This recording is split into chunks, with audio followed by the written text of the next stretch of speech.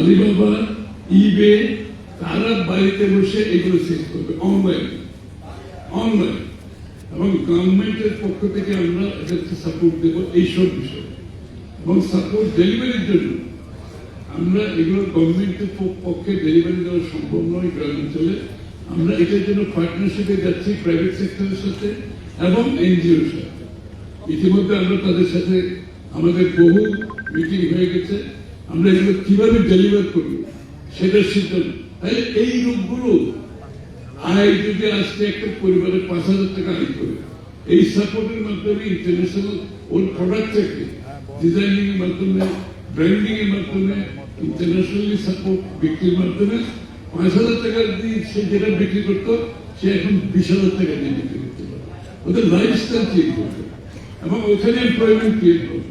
ওর শহরে আসার দরকার হবে না, বাইরে বসে কাজ করতে পারবে। থাইল্যান্ডে যেটা আছে 1 ভিলেজ 1 প্রোডাক্ট, একটা ভিলেজ একটা প্রোডাক্ট। বাংলাদেশে আমরা এই প্রকল্পটা হাতে নিচ্ছি। ইকোনমিক আমরা একটা নতুন মডেল সৃষ্টি করছি। খালি ম্যানুফ্যাকচারিং ইন্ডাস্ট্রি দ্বারা ইকোনমি চলবে না। আমাদের দেশে স্পোর্টসের কথা বললাম, এই কুটির এদের কথা বললাম। আমাদের দেশে থিয়েটার দেখেন কেউ নাকি? থিয়েটার দেখা হয়? কেউ থিয়েটার যান? আপনার কোন রেসপন্স নেই। তার মানে কেউ থিয়েটার দেখে, কেউ দেখে না। আমি আপনাদের দোষারোপ করছি না। বাংলাদেশে সেই থিয়েটারের যে পরিবেশটা গড়ে তোলার কথা সেটা আমরা গড়ে তুলতে পারি না।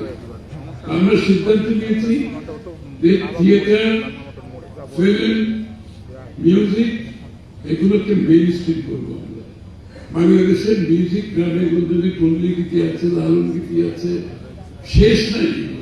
আমরা কিন্তু এগুলো মেইন স্ট্রিমে আনতে পারি না, এগুলোকে অর্থনীতির মধ্যে আনতে পারি না। এই লোকগুলোর জীবনযাত্রা একেবারে নিম্নমান, আর্টিস্টরা কোনো পয়সা পায় না বাংলাদেশে।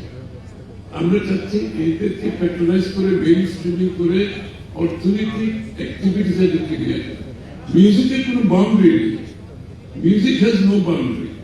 আমরা বিদেশি গান শুনি না, স্প্যানিশ গান শুনি, আরবি গান শুনি, এখন তো কোরিয়ান গান শুনি, কোরিয়ান থিয়েটারও দেখি, কোরিয়ান মিউজিকও দেখি, তাই না? কোনো বাউন্ডারি নেই। এটা তো ইকোনমিক্স, এটা খালি কালচার না, এটা হচ্ছে ইকোনমিক। এই মাধ্যমে যে ইকোনমি ড্রাইভ করে, লোক চাকরি করে, লোক শুনে, লোক দেখে, লোক পয়সা দেয়, এটা হচ্ছে জিডিপি। আমরা যে পয়সাটা খরচ করি এটা জিডিপি। আমরা জিডিপি যখন আমরা বলি আমরা ডবল ডিজিট 10-11% নিয়ে যাবো, এগুলো সব যোগ হবে।